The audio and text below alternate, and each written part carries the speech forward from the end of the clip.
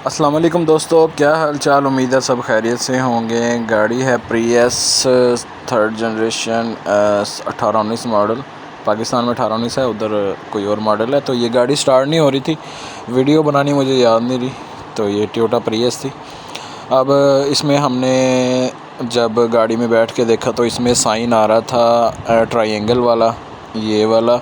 ये कह रहे थे कि गाड़ी स्टार्ट नहीं हो रही है। तो हमने फिर इसको स्कैनर लगाया, स्कैनर लगा के हमने चेक किया क्या मसला है।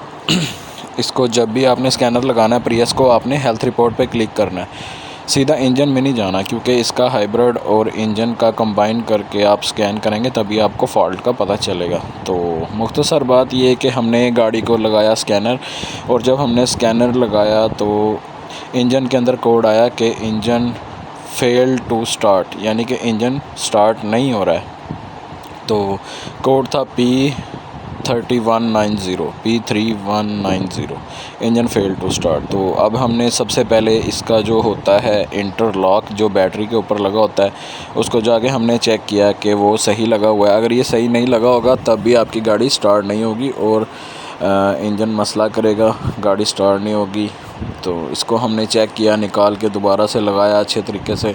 इसके भी 2 लॉक होते हैं, इसको आप सीधा प्रेस करके अंदर वापस इसको, मतलब अब जैसे फ़ोटो आप देख रहे हैं ना, इसको राइट से लेफ़्ट पे दबाना होता है, राइट से लेफ़्ट से स्लाइड करना होता है, तब ये फिट होता है। तो फिर हमने इसको दबाया, चेक किया, फिर भी मसला हल नहीं हुआ। तो ये तो क्लियर था, मसला कोई और था गाड़ी में। तो फिर हम मसला ढूंढने लग गए कि क्या मसला है गाड़ी में। और आपने इसको जो है ना, मतलब अगर आपको ये टूटा हुआ लग रहा है, इसको हाथ नहीं लगाना, ठीक है।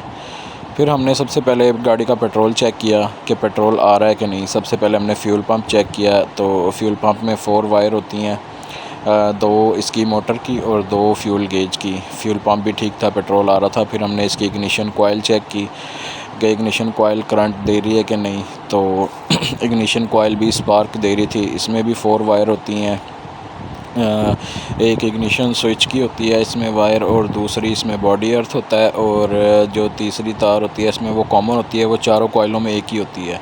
और 5वीं होती है ECM पल्स, ठीक है। फिर हमने इंजेक्टर चेक किए, इसके इंजेक्टर भी ठीक थे। इसकी भी 2 वायरिंग होती हैं, एक इग्निशन स्विच की और दूसरी पल्स की जो ECM से आती है। फिर हमने इसका चेक किया मैप सेंसर, कि मैप में कोई मसला तो नहीं है। तो जब मैप सेंसर खोला ना, तो वहाँ पे मैंने देखा कि जो इसकी रेजिस्टेंस होती है उसके ऊपर मच्छर एक मरा हुआ था। तो फिर हमें पता चल गया कि इसके ना मैप सेंसर के अंदर मसला है।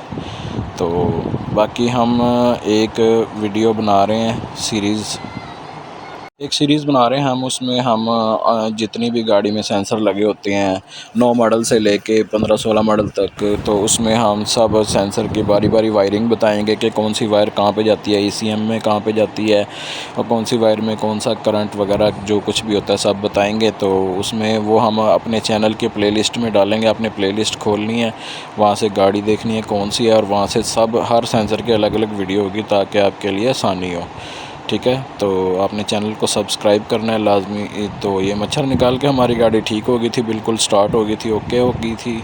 और गाड़ी वाले ने ट्राई भी लिया है, गाड़ी वाला कह रहा है कि गाड़ी अब बिल्कुल ठीक है, फिट है, स्टार्ट भी ठीक हो रही है, बंद भी ठीक हो रही है। बाकी उम्मीद है आप लोगों को हमारी ये वीडियो पसंद आई होगी। तो वीडियो पसंद आई हो तो चैनल को सब्सक्राइब, लाइक, शेयर करें। और बाकी वो इंशाल्लाह वीडियो हम सीरीज़ जल्दी अपलोड करते हैं। मिलते हैं नई वीडियो में, तब तक अल्लाह हाफिज़।